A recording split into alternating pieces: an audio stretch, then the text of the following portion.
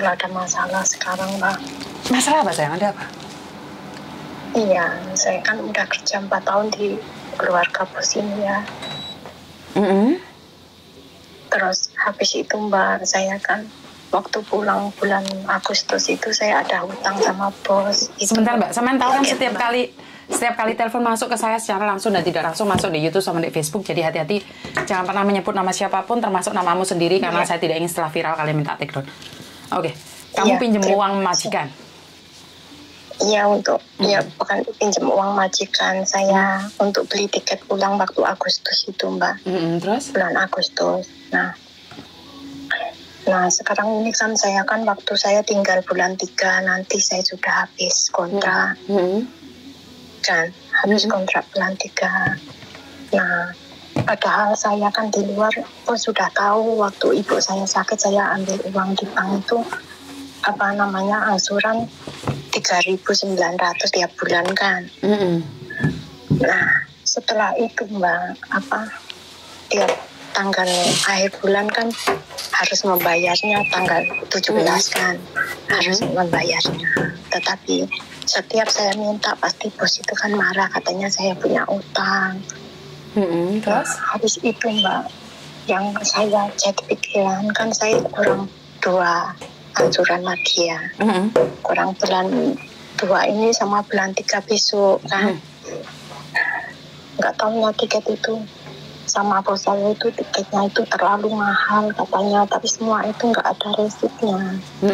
Juga hotel itu waktu karantina 3 hari itu apakah harus saya bayar sendiri, katanya saya yang harus bayar gitu. Padahal bos waktu itu ya waktu 2 tahun yang lalu kan dia janji sendiri sama saya, cuaca belum bagus, nanti saat cuaca bagus kamu saya kasih pulang, dia janji sendiri. Nah, giliran kemarin dia bilang karena saya belum habis kontrak 4 tahun katanya, jadi semuanya harus bayar sendiri gitu Mbak. Jadi utang tiket itu semuanya, utang tiket sama hotel itu kata dia itu 12.500 gitu katanya tiket ke Jakarta saja, itu Jakarta sama hotel itu 3 hari itu begitu. Nah sekarang itu padahal bank harus dibayar tanggal 17 kan. Nah bos tidak ngirim saya lagi. Padahal bulan 3 nanti saya harus keluar dari sini gitu. Jadi saya harus ambil tindakan bagaimana kira-kira Mbak, saya cuma minta solusinya saja.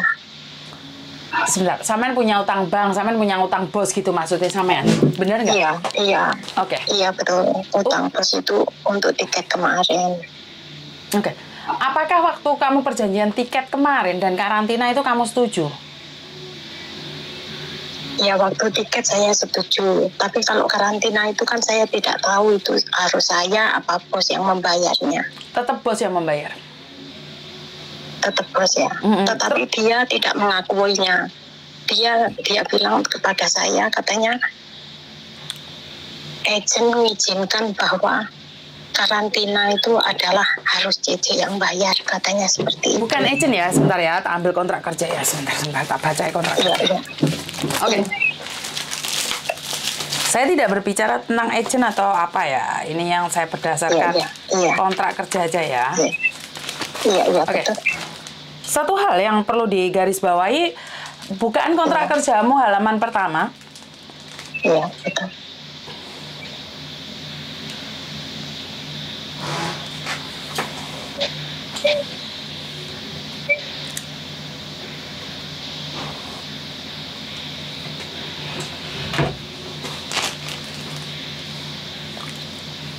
Iya, Mbak. Oke. Kontrak kerja halaman pertama dan nomor 8. Iya. Apa yang kamu baca di situ? Saya sekarang tidak bisa. Saya dengarkan Mbak Yuni bicara, saya tidak bisa mengambilnya. Enggak apa-apa. Menurut pengertiannya sampean aja apa itu? Dengan 2 baby di sini Mbak Yuni, saya nggak bisa keluar. Itu semua orang-orang tidak di luar sana. ada mbahnya juga.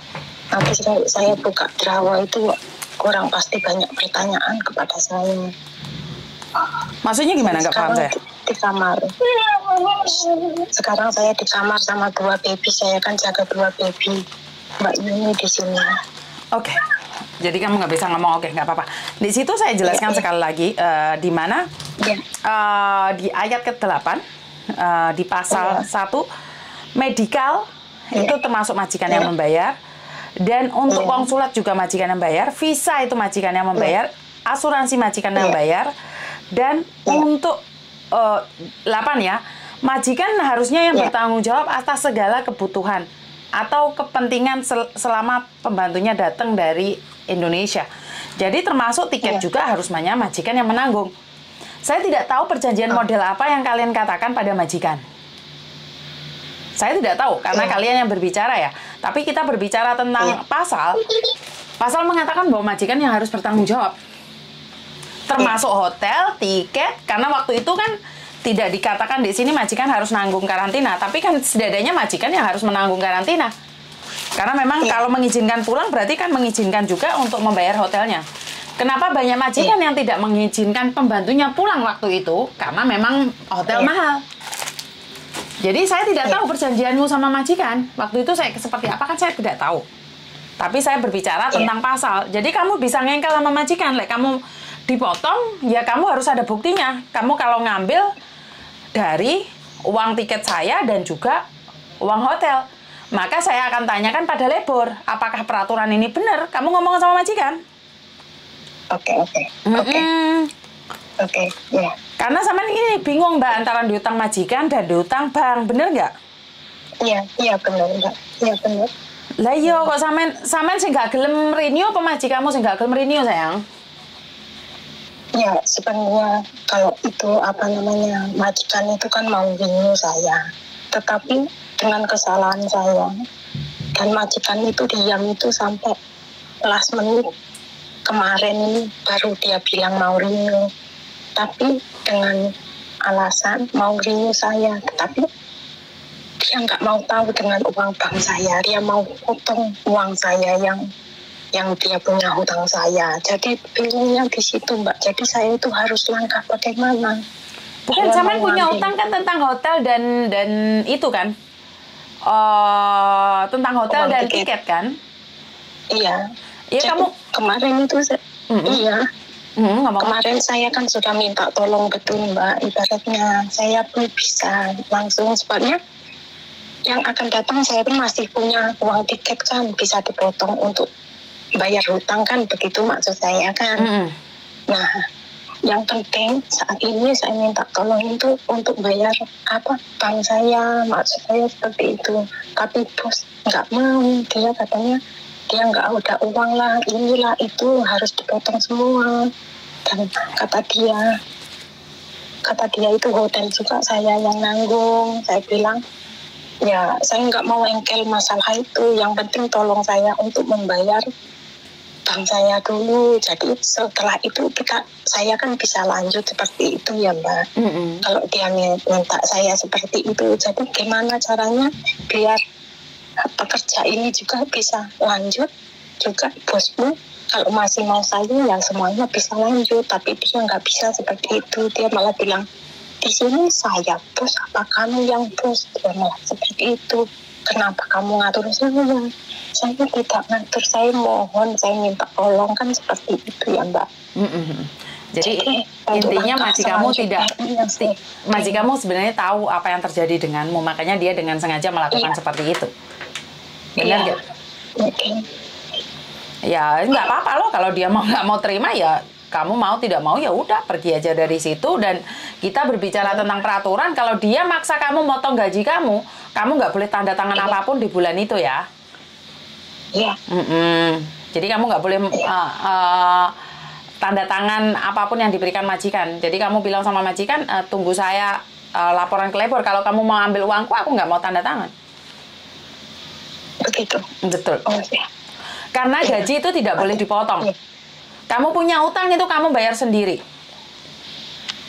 Oh iya. Jadi nggak bisa dipotong dari gaji. Gaji ya gaji, utang ya utang. Oh gitu. Ya. Jadi kalau kamu majikannya motong, ya kamu cerita sama agenmu loh. Kamu sudah bicara dengan agenmu belum, sayang?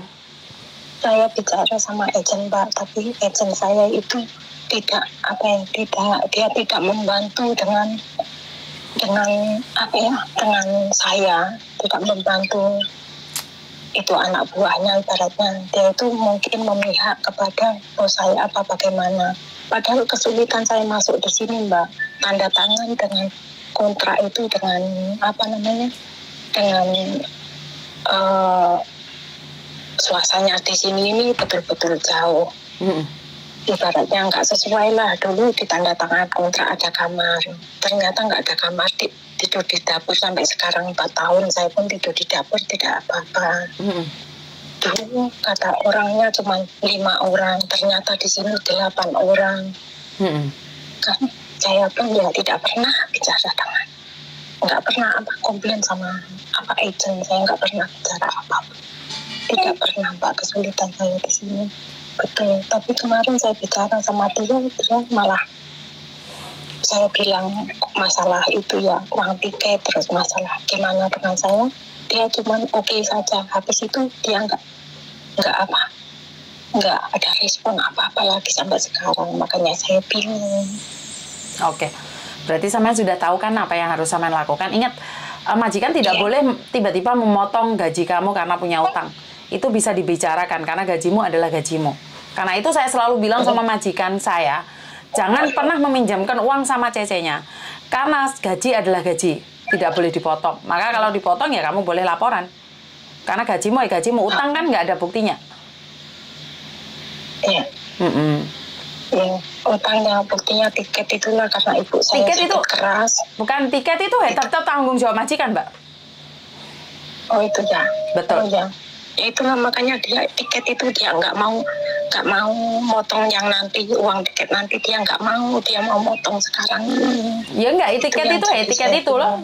Makanya kalau majikanmu maksa, ya kamu laporkan ke labor atau laporkan ke KJRI. Gitu ya. Betul. Oke. Ya. Yang penting ingat jangan pakai emosi, yang penting tenang. Ngerti? Apapun itu bisa ditangani dengan tenang, jangan pakai emosi. Kalau pakai emosi kita kadang-kadang tidak mampu untuk bergerak. Iya. Saya itu orangnya nggak bisa melawan itu, nggak bisa, Mbak. Paling saya nangis saja, makanya. Nangis itu bukan solusi, Mbak. Saya malah tidak suka orang yang nangis. Otak saya jadi terbuntu gitu, makanya. Ngerti? Otak terbuntu tapi bukan berarti kamu harus punya kehidupan buntu. Iya. Ingat, tidak ada siapapun yang bisa menolong kamu kecuali dirimu sendiri. Jadi kalau kamu bilang otakmu buntu, apalagi saya. Benar nggak? Terima kasih ya. Harus semangat. Terima kasih sekali. Harus semangat. Ya. Terima kasih, Mbak. Atas penjelasannya, betul-betul terima kasih. Selamat sore, Mbak. Selamat sore. Assalamualaikum. Oke. Waalaikumsalam. Oke. Sebenarnya saya ingin bilang bahwa kenapa sih majikan dari saya selalu bilang jangan pernah meminjamkan uang ke cecenya. Karena saya pernah satu kasus di mana majikan meminjamkan uang pada cecenya dan cecenya nggak mau balikin. Giliran cecenya melaporkan ke labor karena tidak digaji, itu majikannya yang ribet. Karena masalah satu itu, saya tidak ingin meribetkan majikan, saya juga tidak ingin meribetkan cece. Jadi saya tidak pernah mengizinkan majikan punya utang piutang sama cece. Karena saya tidak ingin giliran ditagih cecenya nggak mau bayar dan ngeleborin majikan. Itu apakah bisa, Miss Unique? Bisa. Karena saya pernah menangani berapa tahun yang lalu ya. Tapi yang untuk sekarang ini saya tidak.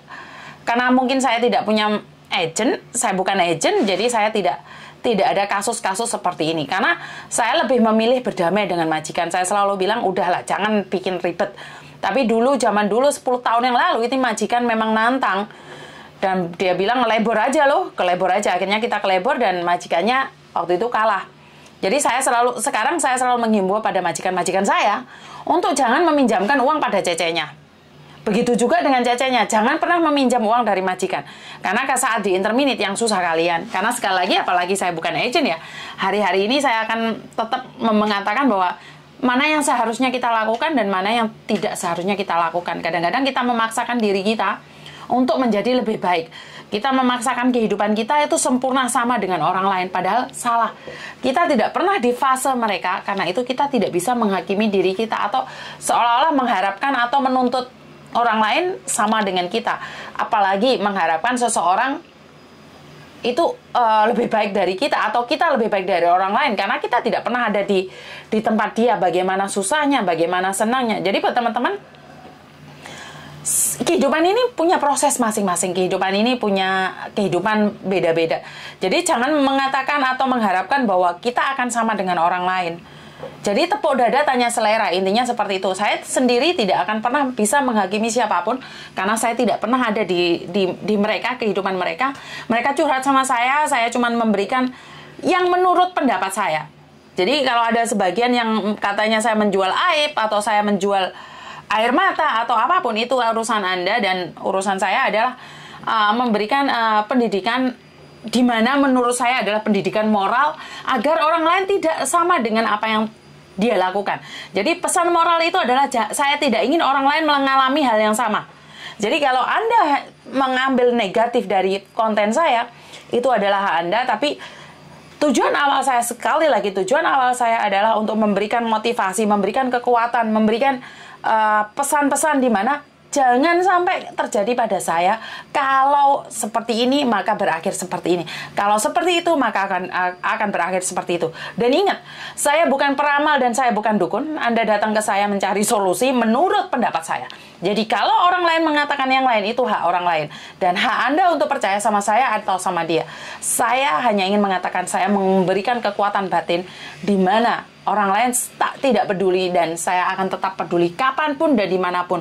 Walaupun Anda kadang-kadang pernah menyakiti saya, pernah komen yang tidak jelas sama saya, tapi dari lubuk hati saya yang paling dalam, saya tetap akan menjadi teman Anda. Suka atau tidak suka, senang atau tidak senang, saya adalah teman Anda. Terima kasih, kurang lebihnya saya minta maaf, dan wassalamualaikum warahmatullahi wabarakatuh. Berkat Tuhan mengalir atas hidup kita semua. Semoga semua makhluk hidup bahagia, dan bye-bye.